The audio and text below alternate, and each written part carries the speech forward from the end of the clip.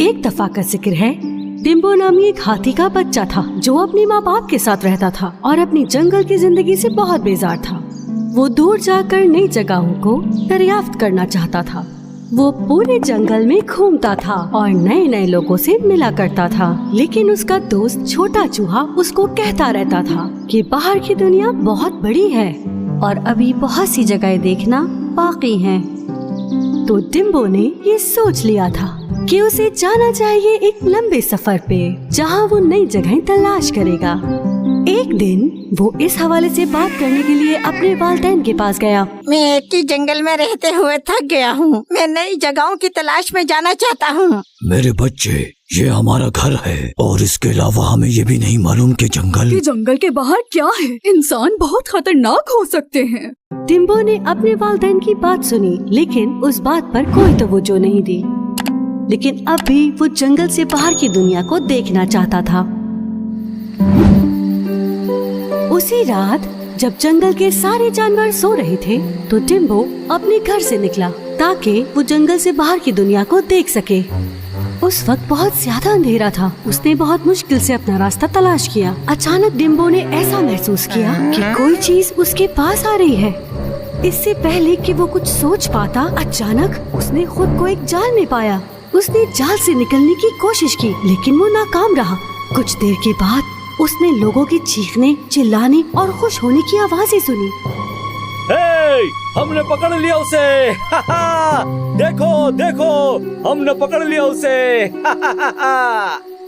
इससे पहले कि वो समझ पाता कि ये क्या हो रहा है, डिम्बो को जमीन से उठाकर एक अंधेरे डब्बे में बंद कर दिया गया और साथ ही उसका दरवाजा भी बंद कर दिया गया। अचानक डब्बा हिलना शुरू हो गया। खौफज़दा छोटे डिम्बो को समझ नहीं आ रहा था कि वो क्या करे। फिर उसने एक आवाज सुनी। तो इन्होंने तुम्हें भी पकड़ लिया। जब उसने आवाज की तरफ गौर किया तो उसको मालूम हुआ कि जंगल के बंदरों में से वहाँ एक बंदर था। किसने पकड़ा है मुझे? इंसानों ने। लेकिन मुझे क्यों पकड़ा है? मैंने तो इनके साथ कुछ भी नहीं किया। मैंने भी उनके साथ कुछ नहीं किया, लेकिन वो हमारे साथ कुछ करने का मंसूबा बना रहे हैं। बंदर ठीक कह रहा था। वो लोग जिन्होंने डिम्बो और बंदर को पकड़ा था वो एक कस्बे में सर्कस के लिए काम कर रहे थे। जो जानवर उन्होंने पकड़े थे उनको वो सर्कस में करतब दिखाने के लिए लेके जा रहे थे। सुबह जब डिम्बो जंगल में उसकी माँ को नजर न आया तो वो बहुत ही ज्यादा परेशान हो गई। उसने अपने दूसरे बच्चों से पूछा कि क्या उन्होंने डिम्बो को देखा है, लेकिन उन्होंने भी उसे कल रात से नहीं देखा था। परेशानी की हालत में वो डिम्बो के अब्बू के पास गई। डिम्बो यहाँ से कहीं चला गया है। तो उसने वही किया जो उसने कहा था। इससे पहले कि उसे कुछ हो, हमें उसे ढूंढना होगा। उसके घर वालों ने डिम्बो के दोस्त चूहे को ढूंढा और उसे सारा मामला बताया। चूहा बहुत ज्यादा उदास हो गया। ये सब मेरी वजह से हुआ है, क्योंकि मैंने उसे बताया था कि जंगल के बाहर भी जिंदगी है। परेशान मत हो, हम उसे ढूंढ लेंगे। काफी दिन गुजर गए। डिम्बो को सर्कस के पास एक खारदार तारों के बीच में रखा हुआ था और उसके दोस्त बंदर को भी पिंजरे में बंद करके रखा हुआ था। सर्कस के लोग शो की तैयारी में लगे हुए थे, जो कि एक हफ्ते के बाद शुरू होने वाला था। डिम्बो हैरत से इनके सर्कस के टेंट और ट्रक्स को देख रहा था, क्योंकि वो इन सब चीजों को अपनी जिंदगी में पहली बार देख रहा था। ये सर्कस का क्या मतलब है और मुझे यहाँ क्यों रखा है? जब डिम्बो इन सब चीजों के बारे में सोच रहा था, तब उसी वक्त दो आदमी आए और उसे सर्कस में ले गए। जब डिम्बो को सर्कस में लेकर गए तो वो वहाँ मंजर देख के बहुत ज्यादा खौफज़दा हो गया।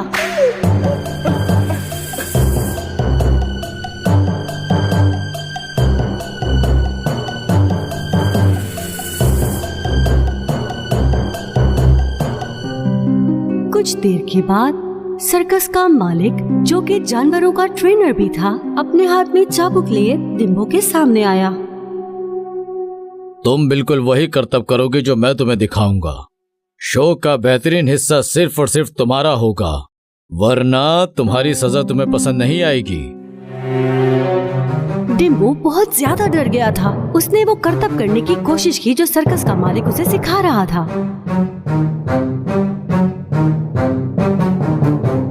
दूसरी तरफ उसका दोस्त चूहा डिम्बो को पूरे जंगल में तलाश कर रहा था। उसने हर उस जानवर से पूछा जो डिम्बो को जानता था, लेकिन किसी को मालूम नहीं था। एक गुलाबी परिंदे ने मायूस चूहे को इधर उधर घूमते देखा और फिर उसका मसला पूछने के लिए उसके पास गया।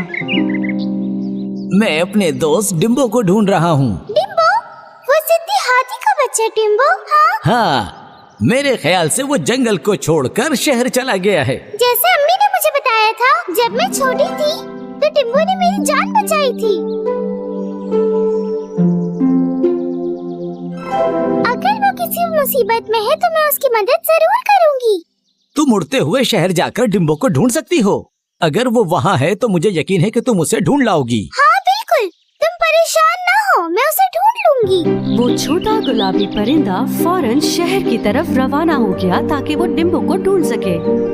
कुछ घंटे उड़ने के बाद कुछ ही फासले पर उसे रंगीन कलर के सर्कस के टेंट दिखे और साथ में ट्रक्स भी थे। वो उड़ के उनके पास गई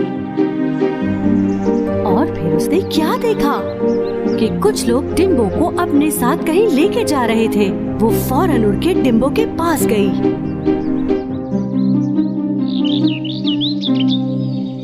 हेलो डिम्बो, मैं खुश हूँ कि मैंने तुम्हें ढूंढ लिया है। तुम्हारे घर वाले तुम्हारे लिए बहुत परेशान हैं। कुछ लोगों ने मुझे यहाँ कैद कर लिया है। वो अगले हफ्ते मुझे शो में ले जाएंगे। क्या वाकई?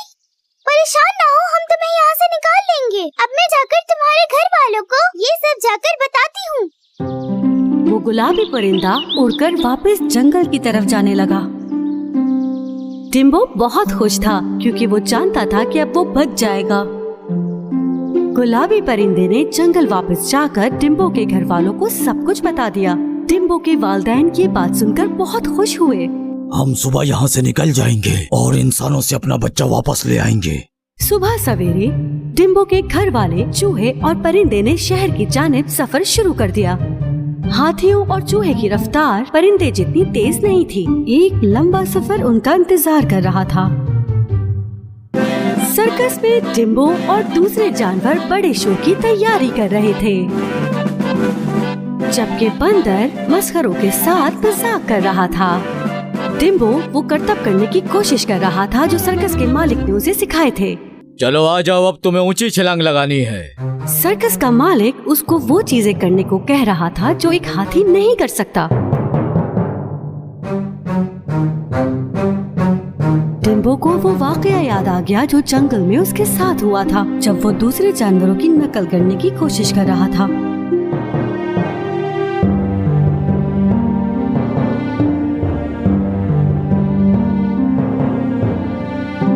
मुझे उम्मीद है कि मेरे माँ बाप जल्द बचाने मुझे आ जाएंगे। एक दिन पूरा गुजर चुका था और अब शो का दिन आ गया था। सर्कस की बत्तियां चमक रही थी और बहुत से लोग टेंट के अंदर जा रहे थे। डिम्बो के घर वाले चूहा और छोटा गुलाबी परिंदा सर्कस के पास पहुंच गए। उन्होंने देखा कि उनका प्यारा सा डिम्बो खारदार पिंजरे में कैद है।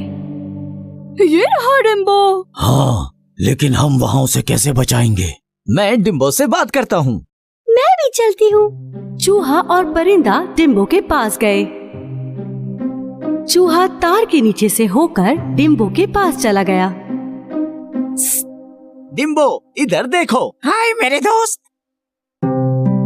इसी दौरान गुलाबी परिंदे ने लोहे के दरवाजे को करीब से देखा। दरवाजा बंद है, मुझे इसकी चाबी ढूंढनी होगी। जब मेरी बारी आएगी तब वो दरवाजा खोलेंगे, फिर हम भाग सकते हैं। ठीक है, हम मंसूबा बनाते हैं, तुम हमारा इंतजार करो। और इसी दौरान सर्कस में शो जारी रहा। मेहमानों को हंसाने के लिए बंदर और मस्खर मजाहिया बनने की कोशिश कर रहे थे।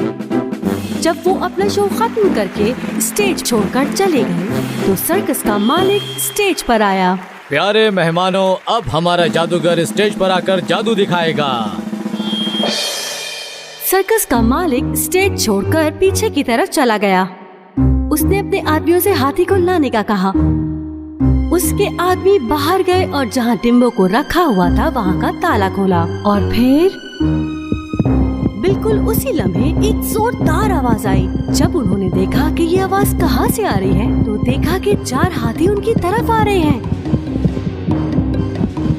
वो दोनों खौफजदा होकर वहाँ से भाग गए और जब वो चले गए तो डिम्बो आसानी से बाहर आ गया और अपने घर वालों को देखकर खुश हो गया।